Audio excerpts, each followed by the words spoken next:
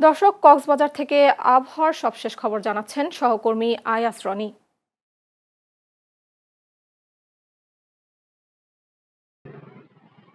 সুমি, আপনাকে ধন্যবাদ। আমি এখন দাঁড়িয়ে আছি কক্সবাজার সুগন্ধা পয়েন্টে।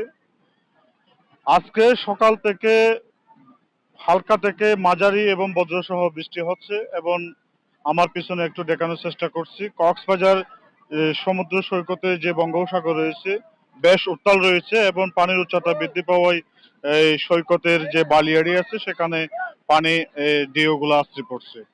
এছাড়া আবহাওয়া কক্সবাজারের আবহাওয়া অধিদপ্তর থেকে আমাদেরকে যেটা জানানো হয়েছে সেটা হচ্ছে এই বঙ্গোপসাগরের উত্তরাঞ্চল এবং তৎসৎ সংলগ্ন এলাকায় লঘুচাপের প্রভাবে কক্সবাজার কে 3 নম্বর সতর্কতার সংকেত দেখিয়ে যেতে বলা হয়েছে।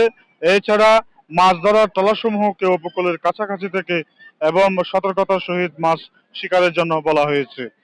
এই কক্সবাজারের যে গতকাল থেকে আজকে পর্যন্ত অতি ভারী বৃষ্টি হচ্ছে। এছাড়া এই আপনার কক্সবাজারে বিভিন্ন নিম্নাঞ্চল প্লাবিত হওয়ার সম্ভাবনাও রয়েছে, এমনকি পাহাড় ধসের সম্ভাবনাও রয়েছে।